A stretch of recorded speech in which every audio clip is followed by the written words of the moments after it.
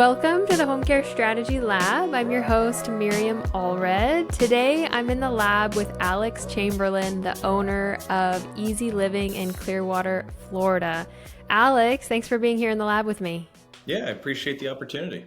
We don't know each other super well, but we've had a couple of good conversations recently brought together by mutual connections. So I'm really looking forward to learning from you and talking a little bit about some of your skills and areas of interest in building up your business. So let's jump in and start with your origin story. You, your mom, the family business, multiple businesses coming together. Your background's pretty interesting. So would you go ahead and share that with us? Yeah, of course. So let's say to really begin the journey, I have to start with my mom. She's the founder and entrepreneur of this entire kind of senior world that I've now become gratefully a part of. So her story starts to where she started a company in 1998 called Aging Wisely, which does geriatric care management. And that's kind of where I got my first foot in the door. I remember when I was 16, she'd make me drive around every year and deliver marketing material or Christmas gifts to referral sources and stuff like that. So that was kind of my first touch into the field.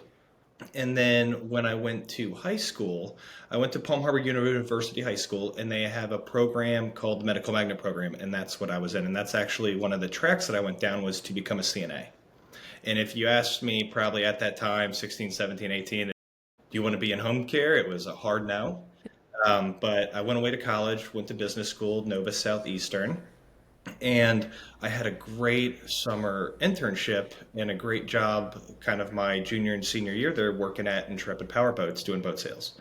And I absolutely loved it. I had a blast working the Fort Lauderdale boat show, the Miami boat show, and really thought that kind of boat sales was going to be for me. But I graduated in 2008. So as we all kind of remember the market crash, the big recession, the housing recession, all those famous movies like The Big Short and things like that. So nobody was buying boats. So there was no opportunity for me after college to kind of pursue that career. So I do what every other kid does, calls home and says, "What now, mom?" And that's kind of where she's like, "Hey, I have this care management business. It's called Aging Wisely. We refer out a lot of home care, and we just haven't really found an organization that we're comfortable partnering with that can provide, again, really consistent caregivers at the quality that we want. And why don't you come back and help me get this thing off the ground?" And I kind of laughed and said, I do have that CNA experience, so why not? And so moved back to Clearwater here and helped get Easy Living. That's what we call it. It was two separate companies at the time, and helped get Easy Living off the ground. So I was the scheduler, I was the backup caregiver, and pretty much every position within the company, and just continued to grow that organization. So it's been fun. Amazing. What a great story. And you're talking about these two businesses coming together. So both the care management business and the home care business. Talk a little bit about your business model holistically. Like what is kind of the setup, the payers, the revenue streams today? Yeah, so to kind of keep that evolution of the company going forward, we just continued to grow. And with that, we had more shared team members, more shared employees. So when it came time to, shared biller, right, care management and home care, two different softwares, two different QuickBooks, two different tax returns, two different benefit programs, it just seemed where it made sense to kind of blend the organizations as one. And that's really what we did in 2016 is we kind of merged under one brand. We call it Easy Living, your experts in aging wisely. And then that's kind of where a lot of our growth journey really moved forward. So we opened up our second office in 2017 out in Pasco County. And a little bit of that thesis there for our expansion was we were primarily private pay. And then in 2015, I got into the Medicaid game. And so that's where we started. We got our Medicaid approval number and we started securing those contracts for the county. And my thesis with the growth strategy was if I could open up in a new county, leverage the Medicaid referrals, and I reached to about 750, 800 hours per week pending your reimbursement rates, I was able to afford a sales rep and then grow the private pay side of the business. So that was kind of the growth strategy that we've been implementing from there. And once when you get a sales rep, you're able to grow the private pay, you're able to grow the care management, and we were able to expand. And so that's kind of what we did in 2017. And then in 2019, I got my license to open up in Hillsborough County. I remember it November 2019, signed my lease January 1, just wanted to get through the holidays. And then, of course, you know what happens in February 2020, COVID hit, the world locked down. And so that was a little bit of a rough start. So just signed a lease and all that overhead just to not really open it for the year. And of course, then after that, there was the Medicaid moratorium. So there goes my thesis because Medicaid's not accepting any new providers. And but nevertheless, we worked through that in 2020 and kind of through really 2022. We really kind of got off the ground there. And then it was 2024, I was presented with an opportunity to do my first acquisition in Polk County, where another family business reached out to me that was doing care management. And so we were able to acquire them. They were called All About Aging. And we were able to acquire them in Polk County. And so we've expanded out to there.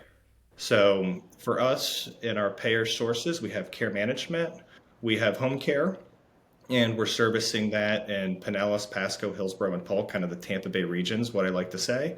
And then most recently, as of last year in 2024, I got my license to do skilled nursing. And that's just in Pinellas and Pasco right now. So it kind of falls in line with what our kind of mission and vision is. So our vision is just to help as many families as we possibly can, guiding them through their aging journey. And then with our mission, it's just to provide the care and resources to prevent falls and hospitalizations by keeping you aging wisely. And we do that through our service lines, which is care management, home care, and skilled nursing. So we're able to help you wherever you need help on your aging journey. That was a great summary. That almost sounded scripted, but I'll let everyone know that was not scripted. But clearly, you've done that a time or two, which was A few amazing. times, yes. Just a few times. Well, awesome. That was a great summary. I know we could kind of dive into all different topics. I love that you've grown up with this business. The really neat thing that I'm just speaking out loud as an observation, I'm interviewing more people that have kind of grown up in home care. And I don't think that was really the case maybe 10, 20, 30 years ago, but there's a lot of people that are kind of starting their careers in home care, which I love to hear. And I think you're a good example of that, of it just kind of happened that way. But here you are years and years later, and you know really the ins and out of home care. And so when we first met, I asked you, of all your experience, what are some of your areas of expertise or areas of passions? And I thought it was interesting. The two things that you said, one was the intake call. You love just hearing that initial call from families or the clients themselves or that adult daughter. You love just kind of that initial interaction. And then the second thing you said that I thought was interesting is you have this strength and ability to speak caregiver. And so you and I kind of talked through that, and that's what I latched onto. So that's what I want to talk about today, is just how you, as this owner, operator, kind of CEO role, still have these really deep connections and relationships and ability to speak with the caregivers. And so my first question is just around, what does that mean to you? You said to me, I can speak caregiver, I can kind of speak their language. In your own terms, how would you describe that or define it? I mean, it's probably because I've done it, and I feel like I have and probably had all the same fears that they have when doing their job. Like, I remember the first time, again, I mean, I always joke, when my now wife, but when we were dating, she always wondered why I kind of bailed on New Year's Eve or bailed on Christmas Eve dinner with her family. And it's like, because that's when we had call outs and I had to go in and work. It wasn't by design, but I remember knocking on that door and being like, what am I supposed to do here? And then I'd look at a care plan, and all it gave me was like the client's history. And again, don't get me wrong, medical history is important and things like that. But that's where I'm like, this doesn't help me do my job. And so those wheels kind of started turning for me early on of, okay, what is it that caregivers really want in the home? And then kind of diving into some of my core values, which we'll circle back to, but it's like, how do we set them up for success when starting that shift, right? Because, we hire introverts, we hire extroverts, we hire people that have been caregiving for 10 years, caregivers that have been fresh out of school. So how do you build your business to be consistent? It's one of our core values, time and time again. And so what I've kind of changed that tune on with the care plan is I believe the care plan is a job description. It's not just a client repository of static data, such as their medical conditions, their allergies, and things like that. So it's really a job description. And then what I really wanted to have in the home is really, what is it that you want to have done? And then I'm more than happy to do it. But I just need to know what you want. And what we found in home care is oftentimes individuals' first time to home care. It's their first experience. And then same with our care partner. Even if they've been a caregiver for 20 years, 10 years, 5 years, it's their first time being in that home. And one of my favorite lines in this business is there's no such thing as a normal family, but every family thinks what they do is normal. And that's what we walk into every single day in somebody's home, right? It's not an office environment, but it's an office to that caregiver, but not to that family member. So it's really guiding that family member when you're enrolling that customer, which is why I love doing the intake calls of just starting to set those expectations and see where their head's at and really figure out what they want. Because then that falls to my next question, which is how do you want us to do it? And sometimes that how is not safe. So we want to have that conversation, whether it's transferring or something like that, or here's how they like to have it done. And we need to set those expectations. Sometimes it's housekeeping, right? And they want you to get on your hands and knees and scrub floors with a toothbrush and bleach. So we got to set expectations around that. But it's mainly looking at do they have the tools necessary in order for our caregiver to be successful in that house? So some easy light stuff, right? Like if they want us to do housekeeping, more than happy to. Show me where you keep your housekeeping tools at. Like how's the vacuum cleaner? Is it that 1987 Oric vacuum cleaner or is it a $500 Dyson? And then does our care partner, caregiver know how to work that? One of my favorite lines when we work with caregivers and I orientate them to homes is going through with families of this doesn't look like mine at home. Can you show me how to use it? Because every dishwasher is different. Every washer and dryer is different. And to have our care partners have these expectations from the family of, oh, what do you mean you can't do this right? Or if we start opening up drawers and stuff like that, just to look to where we put away the clothes, all of a sudden that caregiver's snooping around the house, right? So there's some of those misimplied things, and that's kind of where we've just started to break down of like, what do you want us to do? How do you want us to do it? So we could set those expectations. When do you want us to have it done by? So maybe there's some time constraints there, right? Like again, client X has dialysis at 3. So we need to make sure that she's dressed, she's eaten, she's taken her meds, she's used the restroom before we transport her to dialysis for a 4-hour wait, right? And then it's why do you want us to do it that way? And what we found is that really helps us with our compliance with our caregivers on getting them to do things consistently for the client. And that why may be as simple as some of the heartwarming stuff that we deal with. Like, this is how the husband did it every single day. And now that he's passed away, this is just that little moment that we can help the wife be a little more comfortable without her husband there. Or to, hey, like, you don't go in the dining room table ever. Like, you don't eat there, you don't sit there, everything's done at the kitchen table. So it's like, okay, cool, that room's off limits. Now we know. And it's kind of just been through a lot of trial and error, working with our clients, working with our caregivers, and my own mistakes that we've been able to, I would say, focus on caregiver first mindset of go into that home and you try to do a great job. It's extremely hard. This sounds like the beauty and curse of home care is it's all customization, it's all personalization, but how do you do that at scale? How do you repeat this process over and over when the client needs and the caregiver needs are so unique every single time? But you're referencing this, your approach to care plans. I think in a lot of home care businesses, it's very rigid. It's based around the ADLs and IADLs. Like it's kind of this, like you mentioned earlier, it's like a summary of the client's history and maybe a few tasks that are so generic.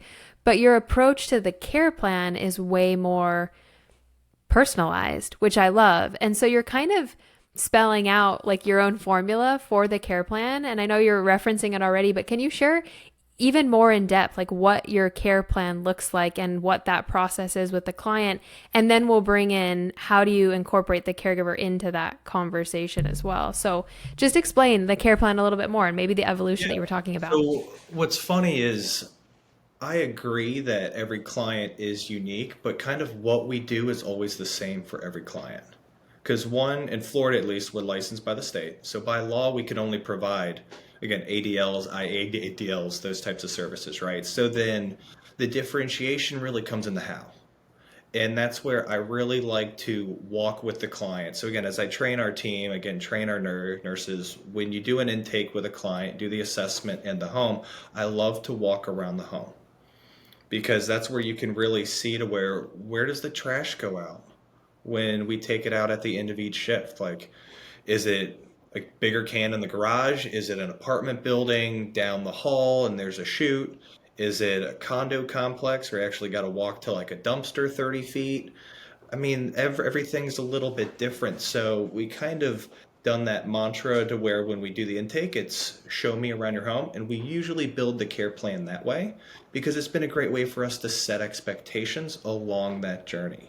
And again, small stuff that we've all run into in the home care business, like this item looks a little broken, or when the client says, hey, yeah, to get my washer turned on, you kind of got to jiggle this button a little bit. It's like, okay, the odds of our caregiver coming in for the first time and is going to master that jiggle appropriately is not going to probably be successful, right? It'll happen after 2 or 3 weeks when we get the hang of it.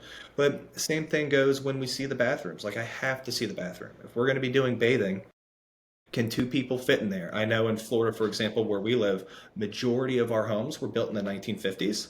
They're very small bathrooms, very tight bathrooms. So again, pending individual size, two people, what have you, walker, maybe a wheelchair, like it's just not going to happen. And we need to train our care partner to set them up for success on how to successfully transfer this client in and out of the tub or what have you. So for me, it really starts with I kind of already know what you're going to get because by law, that's what we have to provide.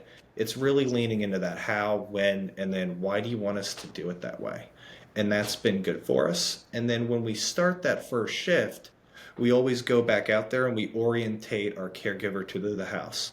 And I kind of have this concept in my mind that we call show and tell, to where I want the caregiver to show me what they can do naturally, and my goal is to tell them great job. Because when I leave that house, I want that caregiver to have so much confidence that they're a great match for that client that they feel good. I don't want to tell them what to do. I don't want to show them what to do because then when I leave, they're going to be like, uh oh, what do I do? Alex isn't here. So it's really focusing on, hey, here's the kitchen. I'm going to go over the care plan with you. Here's what the client wants. They kind of want the dishes put away, or here's what you need to do to make a turkey sandwich. Here's where the meds are kept. Now show me how you would do this in real time. And I just watch our caregiver work. And then when they do a great job, which 99% of the time they do, I say, hey, look, that was awesome. You got this. Checkbox this. Let's go to the next room. So we're like, okay, cool. Let's really look at the bedroom here. How would you position Mrs. Smith and get her out of bed? So show me what you would do. And then we check that box. So I kind of go room by room and just let them know that they're doing a great job on every single thing. And that's really what has helped, again, make that match stick faster than just kind of, again, my experience when I was kind of doing it, just knocking on a door. Hey, I'm Alex with Easy Living. Like, I'm here from 8 to 1. Like, what do you want me to do? Right? There's a little bit more structure and a little bit more routine there. I don't know if I missed it or correct me if I'm wrong. That experience with the caregiver is happening on the first shift, or did you say that's like a couple weeks later, or No, what? first Yeah, shift. what does the first shift look like? And That is then that first shift. We that really is the first orientate shift. you to the home. Yep. And Okay. then, as I always tell our team, because some of the pushback I get, well, Alex, what do we do at an 8 p.m. shift? You don't have to be there at 8 p.m. to train. You can train at 5 p.m., 2 p.m., 1 a.m. It doesn't matter because the expectations is just walking through that house and getting them really comfortable doing everything that the client expects. Okay. And you have obviously done a lot of orientating over your years. You're almost talking as if you still do some of that. Do you still go out sometimes, or how often, or I mean, no? I do for trainings, and sometimes I still like it, right? Like it's kind of that old like Starbucks analogy where it's like they want everybody to be able to make coffee. Like I still believe in that principle. Like again, I don't knock on wood here. What's on my desk? I haven't worked a shift since 2015, but so that selfie I took and sent it to my wife. But yeah, I mean, it's just what I love doing, right? So I love getting to know our caregivers, knowing their strengths, because I believe there's like one of the other sayings I say is there's love out there for everyone. And not every caregiver you bring in or hire is going to be great for every client, but they are great for someone.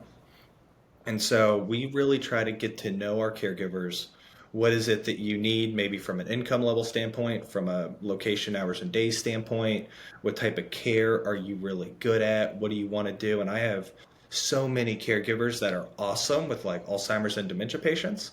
But if you ask them to do an outing with a client and take them to a restaurant, I'm like, no, no, no, that's not their skill set. But you do have kicking, biting, and heavy dementia, heavy sundowning.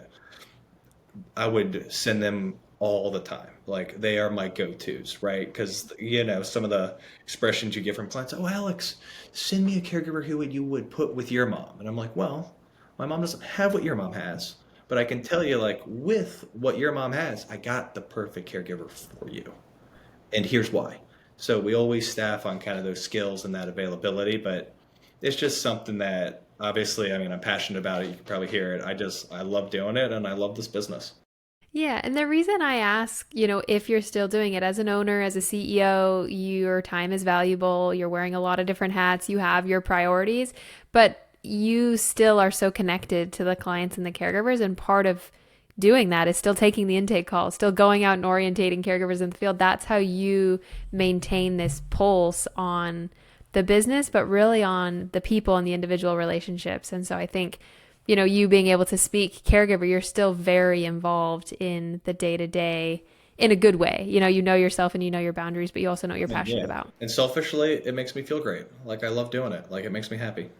Yeah. And that's a good reason to keep doing it. You were mentioning and talking about your core values. You have shared with me your core values, which really drive home and dictate everything that you do day to day and how your people operate and how they think and how they execute. Can you speak to those core values? I think they're really powerful and want to share those with everyone if Yeah, you're for willing. me, everything, I'm kind of one of those business guys that everything resorts back to like the mission and the core values. So, like, starting with the mission, that's how we determine if they're our right fit client. So, if they don't need care or resources to prevent falls and hospitalizations, we're probably not going to do that case well, right? Like, if you just want housekeeping once a week, that's really not our core competency here at Easy Living. Like we're really good at providing care. Again, ADL care, hands-on care. Now we understand the importance of housekeeping, right? And that's kind of where that why comes in. So we'll oftentimes have to share with a lot of our caregivers like, hey, Mrs. Smith has COPD. If she vacuums, she can easily like get fainted and fall, and that's why it's important that we do. And also slight judgment on our customer side. Housekeeping's the perception of our services, right? Nobody's going to call mom and say, let me tell you about the bath I had today. Like, it was amazing. No, the daughter's going to show up and see how the house looks, right? So, again, is the bed made? The kitchen look wiped down? So, we know there's some of that judgment there that we play to.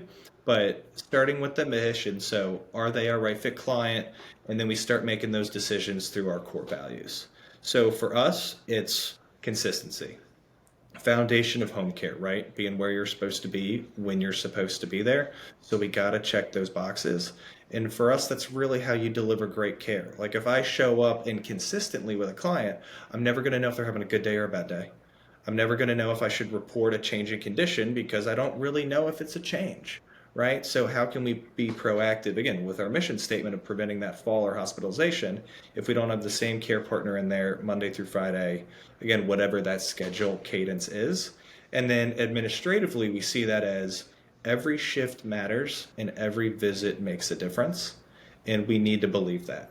So, if caregiver calls out, it's like, whoa, whoa, whoa, that client needs us today. Our visits make a difference. We need to get somebody back out there. And then our caregivers know that too, to where, hey, consistency is important, reliability is important. And again, we get it. Everybody's going to get sick, everybody's going to have a bad day, and so forth. But can you be consistent with that? And then the second one we always focus on, which is kind of like a little bit of a cascading ladder, is set yourself up for success. So if you can't be consistent with it, are you really setting yourself up for success? And that answer is probably no. So again, role play example there, right? Like I've had clients, for example, yeah, this was one we had probably a couple months ago. The client really wanted us to make such a unique smoothie. And I'm like, the odds of us doing this consistently is probably not that high. Can we negotiate something else for breakfast? And then we did, and then we were able to do tropical smoothie, which is very consistent on how they make their smoothies, right? So it's just kind of setting us up for success from that standpoint. We had a client that wanted us to work from like 6 a.m. until 11 a.m. And it's like, I just don't know that many caregivers that are willing to get up at 5:15 to be at work at 6.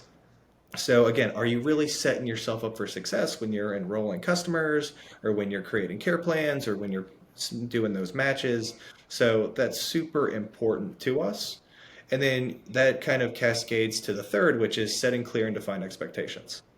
So everybody has to know what success is and that they have to know when they're doing a good job. So that's really important to us, whether it's top of the company or with our care partners. Everybody has to know what a good job looks like, and you do that by setting expectations. And then that kind of rolls to our fourth, which is provide feedback early and often. I've never met somebody that says, I can't wait to do a bad job today at work. Like that person does not exist. But we make mistakes every single day, right? So again, it goes back to, do I know what success looks like?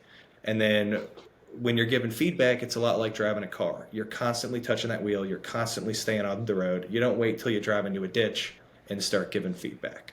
So sooner and smaller when it comes to feedback is always better than later and larger. So we've developed our processes and systems to always be chasing feedback, whether that's from our caregivers or from our clients, from our referral sources, from our families. We're extremely proactive with our approach because it's offense, offense, offense. And then I've always believed in home care. No news is bad news. And assumptions are even worse because I've never had a good assumption. And as I kind of joke with my team, I'm really not good at gambling, so I've never been good at guessing. So let's just call the client and ask. Or let's just call that care partner and ask them to see if they really like working this shift. So we kind of have some structure there to build feedback into our process. And then last but not least is over communicate. We're in the people business. And so I always kind of share this story from my dad, which he told me, which I laughed at. So he was at trivia night, table 6 to 8 folks. And it was like the final question, and his team was going to get first place because he knew the answer. It was like, name a food that doesn't expire. And he's like, I know this. It's honey. And so going around the table, he like whispers to my mom, it's honey, it's honey. And they go around the table. And of course, they needed like the full 6 points to be in first place. So of course, everybody turns at their stuff. Like my dad's table gets hit. Like 3 people wrote onion. And I'm like, how the hell did that happen? And so I share that story because one, I just think it's funny and I'm sad that he lost. I was going to get a free dinner, maybe drinks, a nice little gift card. But that's the people game that we play.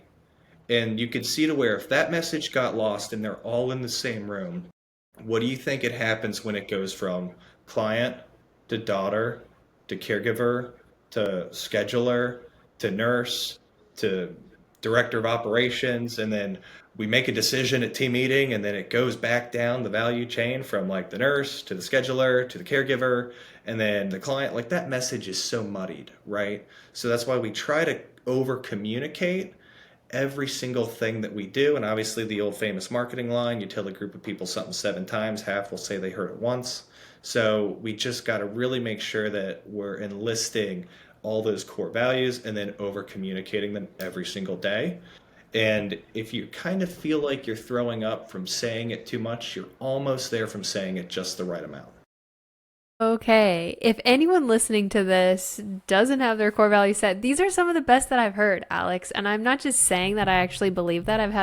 I've read a lot of core values. I've worked for companies with a lot of core values. It's something I actually often ask these home care owners of businesses, like what their core values are. And I love these ones and they resonate with me. And I love the cascade, that they flow, which is helps them become easier to remember, but also they build on each other, which I think is really, really important and really good in this case. You were just saying this, how often you have to communicate and over communicate the core values. What does that actually look like for your office team? How are you getting them to live and breathe the core values continuously? Painfully by living it myself and then using the core values in our words all the time. But I would say the big unlock that I've had with the core values that I've really given my team permission on, which I really feel like it's helped take hold, is if you work the core values, I don't care what the result is. So the chips are going to fall where they fall. Because I know if you work the core values, you've done everything that you could have to set yourself up for success to deliver great care. And sometimes it still doesn't work that way. Like we've had plenty of times where again we've worked our core values right, like great intake call, great assessment, families on board. We staff the caregiver, we double confirm with the caregiver, and they didn't show up on the first shift. And it's like crap. That was our first impression, and now we're right at the door, right?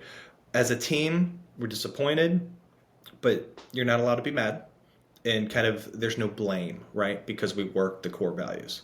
What we have found is when we don't work the core values, we're really not setting ourselves up for the most success, right? Core value number two there. So that's where when we do have what we call care conflicts or any sort of issues with families, things of that nature, we actually kind of write it out with our core values. So it's like, one, are we consistent on this case? So we'll pull up our scheduling software and we'll look at our colors and say like, hey, have we been green, or do we got some oranges here? We got some maybe shifts that were left open, things like that. Like how consistent have we been? And then we'll have the discussion on number two. Like, do we set ourselves up for success? And they're like, no. Like the caregiver I matched it with, it's like a 45-minute drive. So the odds of her for being on time consistently is just not realistic because of the drive time, right? It's too far. So of course we're supposed to be there at 8 because we're relieving the daughter to go to work. And when we show up at 8:15, 8:30, the daughter's now late for work and she's getting written up. So it's like, okay, do we either need to change the shift time to 7:30 to build in a little cushion there, or do we just need to find a caregiver that lives closer to that client's house? So that means, do we need to recruit? So we're giving each other feedback. Maybe we're setting some expectations with the family. So that's kind of how we work it. So it's built into our team meeting that we cover each week. And then when we do our one-on-ones, it's built in that way to say, hey, how are we over communicating that? And then it's kind of the thing when everybody at the office makes fun of me for it, I feel like it's really starting to stick. And so that's where I kind of know I'm doing good. When they're like, I know, Alex, roll the eyes, I'll over communicate. I'm like, yeah, did you call? Did you text? Did you send an email? They're like, well, I left the voicemail. I'm like, how do you know they listened? Let's call again. And they're like, okay, Alex. And naturally, it trickles down to the caregiver. But I want to ask the same question. In orientation, you probably go over the core values. It sounds like maybe naturally your office team like imparts the core values on the care partners. But how else are you kind of driving these principles home to the care partners consistently over months and years? I mean, tough question to really kind of maybe pinpoint some specific actions. I mean, it's as far as like how we write the words in our care plan, right? Like we're very action oriented with how we write in our care plan, such as like I hate the words like occasionally check to see if the client's wet. Like that's not a job description written statement, right? It's more of like check every 2 hours for bowel incontinence. Like if wet, please change. Like depends are located in the closet outside the bathroom. Like that's a great action oriented care plan statement that I think again works the core values by setting the care partner up for success, because when they see that as a task, they can really be like, okay, what is it that I need to do? Like, where are these depends located? There's no like occasionally check, which means I'll occasionally wait for the next person to come in and do it. So it's just kind of, I don't know, in our DNA. I'm biased. I've worked for, a scheduling software company, and I'm not going to lie, I've read a lot of care plans. And exactly what you're saying happens way too often is it's vague, it's quick, it's, check the box to make sure they have a care plan, but it's not as thorough and as in-depth as they need to be, which comes back to setting up for success, setting your people up for success. If you're just checking the box, if you're doing things to do things, if you're doing it quick and rushed because it's the end of the day or it's Friday afternoon, it's like you're not setting your people up for success. So take the time and do it right and be consistent. Oh yeah, we have so many different structures around that, right? Like some of our old adages is if it's a 4 hour shift, you should probably only have four tasks assigned to that case because everything else is, it's TLDR, too long didn't read. And now they're not following EVV compliance because I'm not wasting all my time doing that. So there's just a lot of type of stuff in there that how can we get this to write shorter, write more action oriented? How do you make it simpler? Again, my dad joke here, like we try to be easy living, not hard living. So that's kind of what we tell our clients, tell our care partners, like if it's work for you, then we're probably doing something wrong because it should just really happen frictionlessly. And you know as well as I do, when you talk to these caregivers, they want more information. They want more rather than less. Give them, in my opinion, give them more. Give them too much, and it's on them to consume it or not, but give them all the information that they need. Don't leave them guessing. I love what you said a few minutes ago about just assumptions. No one should be assuming anything at any point in time. That's you, the office, the care partners. There should be no assumptions. All the information should be out in the open on the table. And that's our over communicate, right? So like when our scheduler staffs it, she'll read the care plan to the care partner. Hey, you feel comfortable doing this stuff? You comfortable working in this environment? Do these tasks sound scary to you? No, no, no, all good. Then our care director will probably double confirm, review it again. And then of course, obviously they have the app where they can read the care plan through that way too, right? It sends some push notifications. And that's why we hedge again with showing up to the home to where we will actually walk you through that care plan and orientate you to that house. And of course, we have a paper copy in our logbook in the client's home as well. So that's kind of our over communication process to where I get it. They may not look at every item on the care plan on their mobile phone. Fine. Here's how we set ourselves up for success to help hedge that. We're talking about all the things that you've done right and all the things that you've, kind of smoothed out over the years, but I want to flip the script a little bit and talk about some of the hard lessons learned. And the first one that comes to mind is just some of the biggest gaps between the care partners out in the field and you as maybe the owner or kind of executive of the company. What are some of those gaps? Again, maybe earlier on because you smoothed a lot of that out, but what are some of the biggest gaps that you've seen between the care partners out in the field and you in the office? Oh, I mean, I've made every mistake times 10, right? Like, here's a funny story. I'll never laugh. I'll never not laugh at this. Like, the team always gives me a hard time. So I remember scheduling my first orientation, and I didn't know what I was doing. So I put an ad out, recruited, called folks, qualified, so forth. And I remember one of the care partners, it was a mother-daughter team that we were bringing on, and she's like, Alex, what do I wear to orientation? I said, I don't know, dress like you're going to church. I thought that was a nice thing to say. I didn't understand until she showed up that in African American churches, they wear the gowns, the hats, the full setup. And so when they walk through our office doors in that full getup, I'm like, oh my gosh, not doing that again. And so it did take me a few iterations, believe it or not, just to say, just wear scrubs like you would to work. And then I could see if your scrubs are clean. Are they pressed? Or do they have holes in? And then let's get you another set of scrubs. But that surprisingly took me a long time to figure out. I did streetwear for a while. Like, hey, it's your day off. Wear whatever you want. And then learn a lot of lessons there. Like, don't sometimes have people wear whatever they wear at their couch on a Sunday afternoon, right? That may not be appropriate to show up in an office setting. Um, it's just through trial and error. And then really getting that feedback from clients and asking those curious questions. And so it's just diving into like, why did you do that? Like, again, caregiver might have made a mistake. Like, here's one that we had. Like, she used her family's bleach solution one time, making it over a couch. It slipped out of her hand and stained the entire couch. And we had to buy a whole new couch. So that was really cool. So now it's like, okay, we don't use your family's favorite bleach recipe. And just constant trial of error of stuff that we've done wrong time and time again. And I don't know if that answered it well because I probably can go on for hours of every mistake that we've ever made, but it's just painfully, sometimes financially, not making those again. Yeah, a lot of great storytelling as well. And I'm sure it would be so entertaining to hear all of these examples of just the little mishaps that happen here and there and the lessons learned. But that's what shapes these core values. That's what shapes the consistency, the setting expectations, the over communicating. It's like you learn the hard way too many times, and it's like, okay, how do we start to avoid this? You've talked to a lot of caregivers, obviously, over your career. What's something from your perspective that they want to hear more of? What do they want to hear from you as the leader of the company that they're maybe not hearing enough? So what I try to be is just transparent to a fault and to really be as honest and upfront with them as possible. So like when we recruit, I tell them the truth. Like we always try to recruit for either two seats, right? Which is one, we need to fill for a client right now and we're looking to kind of do an apples to apples match, or we are building a bench. Meaning, hey, we don't have any cases right now, but we can put you on when we get call outs, but we are getting new clients every single week and we would like to staff you for that. So it's being really honest with where we're at from a company. And then two, what I really try to do is get to know them. What is it that you really want? Because I believe at the foundation of all jobs, right? You got to go to the root principle.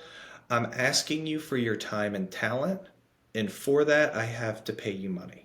Like, that's the root of the exchange. And if I'm able to get you on consistent work, then I'm able to move you to kind of that next level of trust, which is cool. You're probably invested in me, and now I'm invested in you, meaning we might have had a client pass away and we got you on another shift. So we were able to keep your hours up when the client went to the hospital or passed away. You didn't lose your income.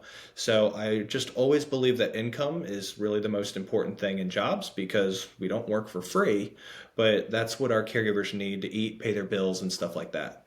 And then I've tried to just remember to myself that I know caregivers have oftentimes called out, no call, no shows. We're not immune to that too. But if you flip that coin on the other side, we do the same thing to them.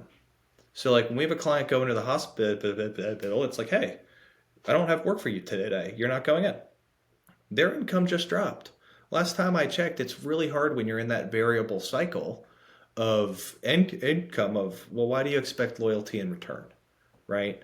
So I just try to be honest and build as much of a relationship with them.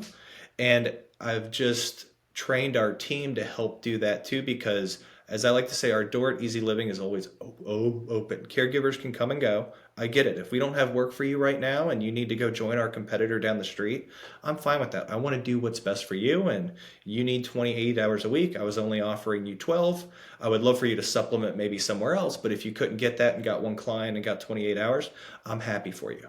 Now I'm going to keep marketing you. I'm going to keep reaching out to you because when I have that great case, I'd love for you to come back. Right. But I've had so many of our care partners, they've been with me for 15 years, 12 years, 10 years because they might have gone away for 3 or 4 months and then they've come back. They might have taken a client private and did a private gig for a little bit off care.com or something. That client moves to their next level of care and then they come back. So I really try to get to know our caregivers at that level of, hey, where are you at personally? Do you have kids? Do you live in a home with family? Is it multi-generational? Are you a caregiver yourself for a loved one? Like, what type of hours do you really need? Do you need help maybe filling out any government assistance forms? Do you have any requirements that we can help you with on that end? And just really getting to know where they at in their stage in life and can we help them during that moment that they're with us? Sometimes we can, sometimes we can't. I love that one of your core values is around feedback, and I like the way that you break that down, which is early and often. How are you collecting feedback routinely from your care partners? Are you using a survey company? Have you built something, kind of a process in house, or how are you collecting It's feedback? in-house, so we do it right after what we call first shifts and then pending your hours and then pending changes. Like there's some variables that proactively trigger our outreaches. But what we really try to confirm is, do you like working for that client? Like, do you enjoy it or does the client just not your good fit?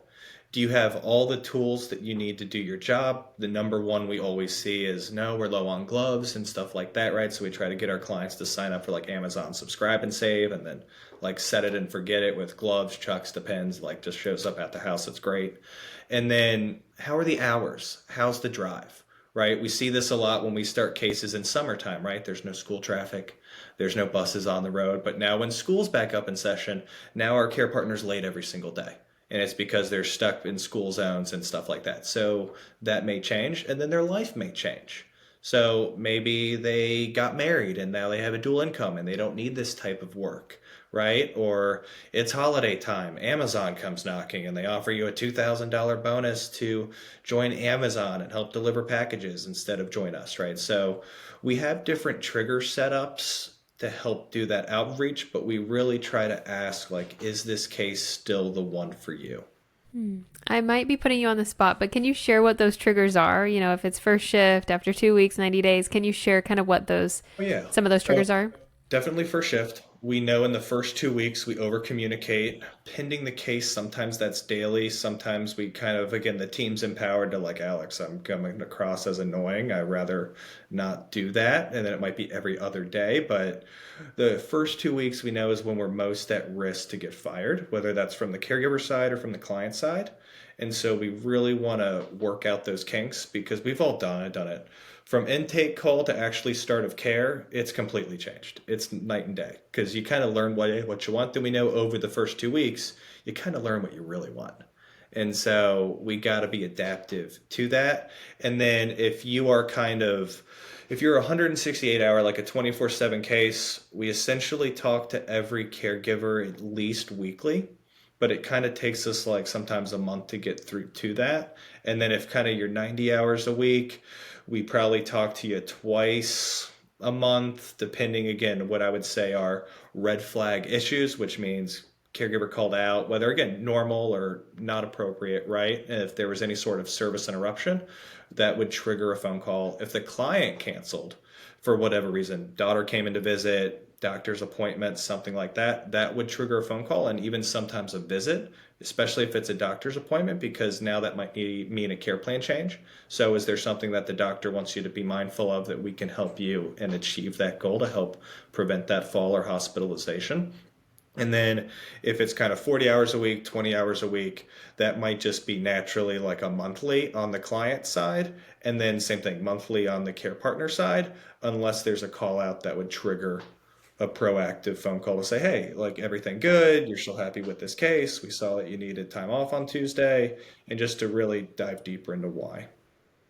You mentioned that a lot of your care partners have been with you for a long time, maybe years and years. It's a common pitfall for the people that have been with you for a long time to have maybe less check ins or less interactions with them, or maybe they feel like they don't need to keep responding to the survey because they're consistent and business as usual.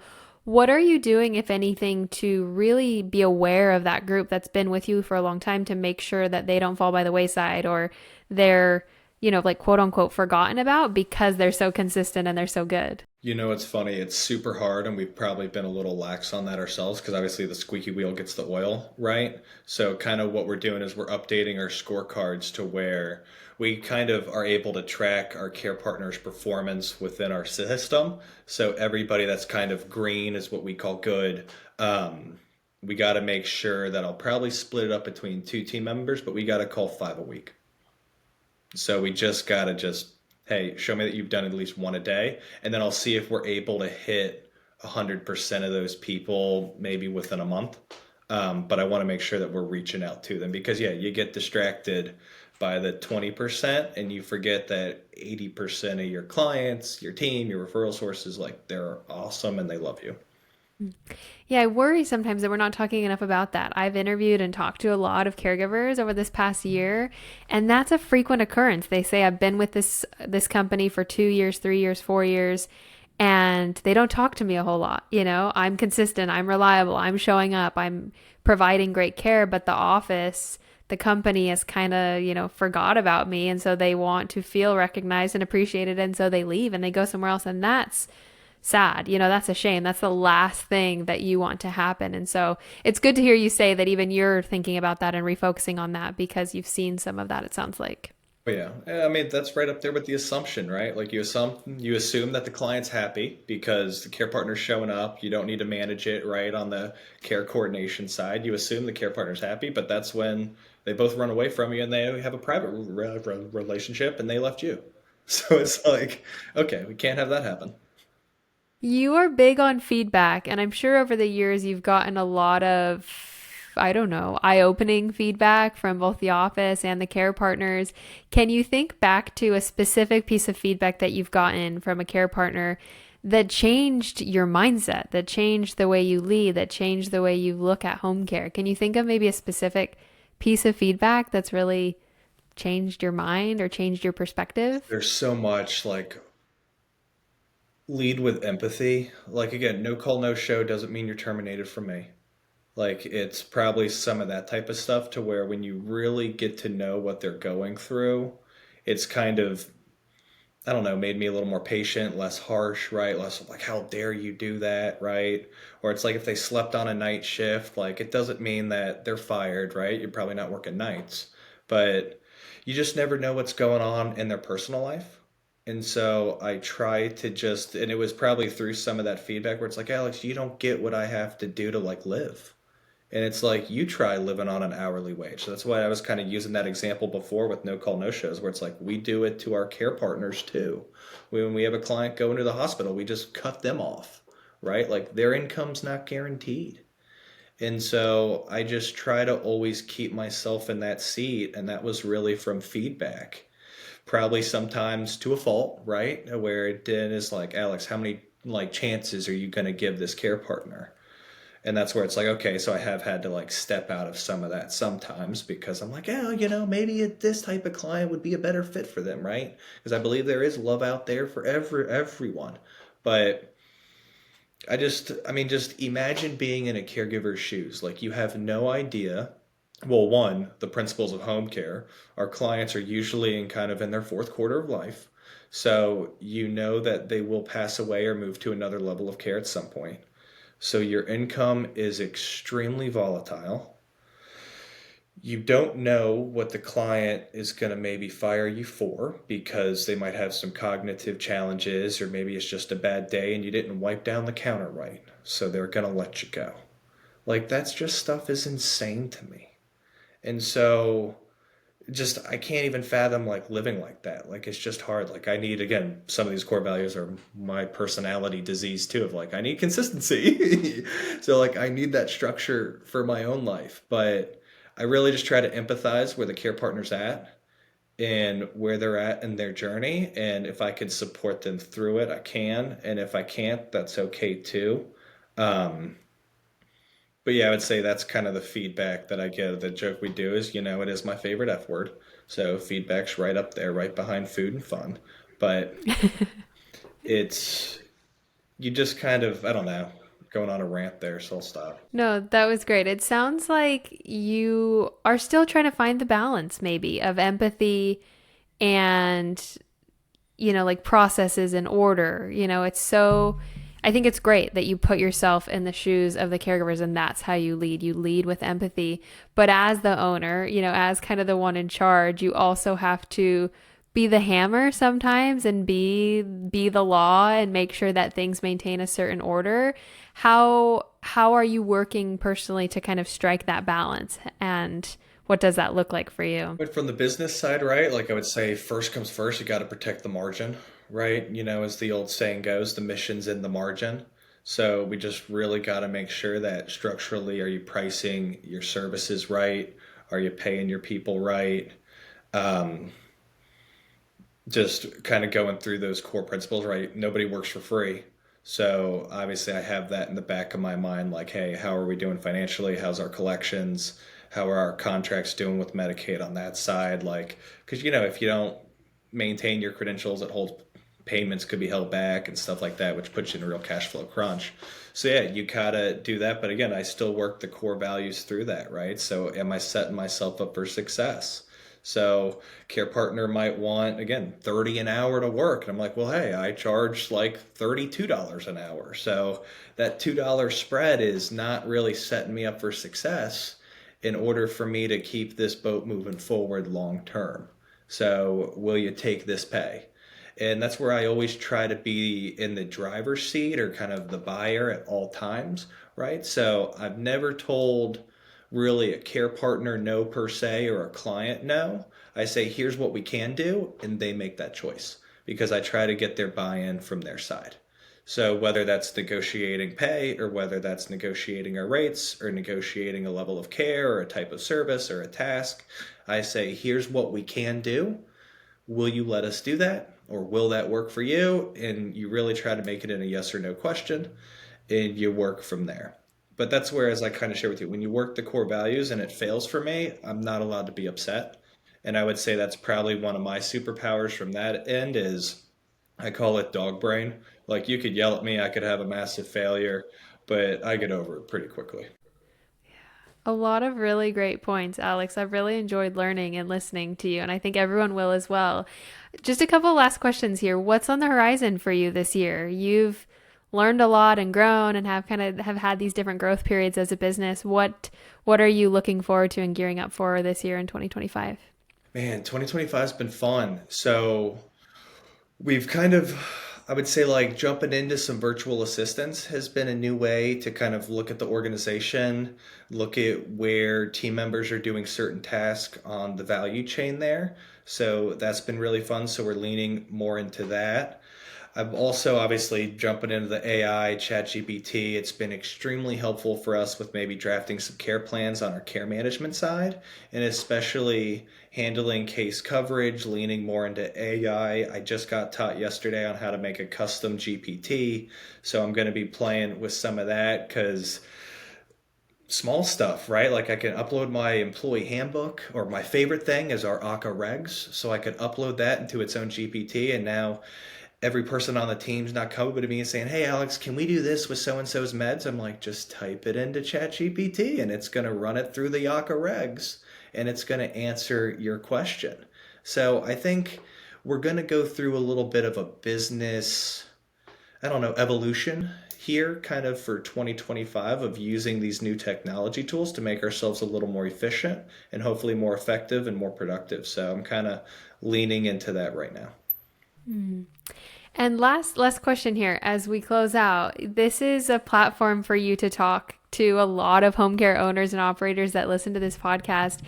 Given all of your experience, I don't know how in tune you are maybe with your local market and kind of home care businesses in your market, but what's something you want home care owners and operators to do better at? You know, what if you could say anything to all these other owners and operators listening, what do you think you all as CEOs and executives can do better or be better at? I mean, I could take that question many different ways. Like, one thing I will share that I love about the home care industry is just how open really other owners are. We do have kind of a unique business with a unique workforce, unique client challenges, because you could break down our clients into many different numbers, right? Like sometimes the adult child's really the client, even though the one we serve is the parent, right? Our caregivers are definitely clients, right? We have to provide them with service, support, and things of that nature. And I will say, like, I love the home care industry because most folks are extremely open, and whether that's, again, extreme great stuff, "Hey, Alex, here's how I overcame that challenge," or "Here's what my P&L looks like," and I'll show them mine, they'll show me yours, and we could really look at, here's what I'm doing wrong. Like Home Care Pulse obviously has their great study every single year, and then we all get to kind of use that and brainstorm on best practices. So I don't know if there's anything that maybe could be better per se, on at least maybe on the local level, because at the national level, when you attend conferences and so forth, everybody's so open and forthcoming, and that's kind of what I love about the business too. Like I'm in a group chat with some other home care owners, and it's full of humor, cries, WTF moments, and we've turned into friends, so it's cool. Yeah, that's one of the things I think that has drawn me here and keeps me here is I love that everyone is so open and honest and willing to share. And that's how we learn and grow and improve. You know, this home care industry is a little bit maybe abstract. We were talking earlier about just like the personalization, the customization, like where we fit in the continuum. Like maybe we're a little bit, newer and younger and like in this evolutionary stage, but that's the thing that I love about home care as well is just being open and honest and sharing. And like you just said, like let's cross compare P&Ls because we can do that because we're learning and growing together. So, Alex, this has been so awesome. Thank you for joining me in the lab. Thank you for sharing so open and honest today, your core values, how you structure and think about care plans, how you as a CEO are putting yourself in the shoes of these care partners. Everything that you've shared today has been so spot on. So thank you. Of course, you're welcome. I loved it. I had a blast. So thank you for having me. Your first podcast, you really delivered. I feel great about what we talked about today. So thank you again for being here and taking time out of your busy schedule. And I hope everyone enjoys this conversation. Cool. Thank you.